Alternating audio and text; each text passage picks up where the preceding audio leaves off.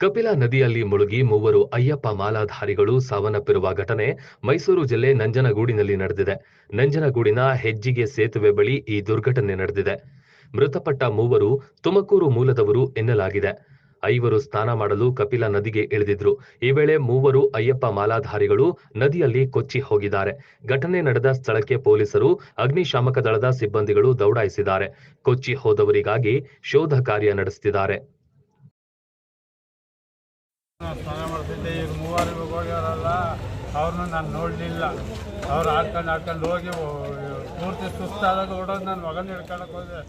ಅವ್ರನ್ನ ನನ್ನ ಸೋದಮ್ಕಂಡು ನನ್ನ ಹೆಗಲ್ ಮೇಲೆ ಹೋಗ್ಕೊಂಡು ನಾನು ಅಷ್ಟೊತ್ತೆ ಸುಸ್ತ. ಹಾಂ ಮರ ನನ್ನ ಮಗ ನನ್ನ ಬಾಮ ಇದ್ದ. ಬರ್ಕೊಳ್ಳೋಣ ಬೇಗ ಪಟ ಅಂತ.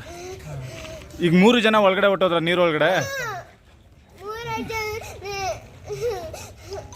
ಓಕೆ, ಈಗ ಕಳಿಸ್ಕೊಡ್ತೀನಿ ಅಣ್ಣ.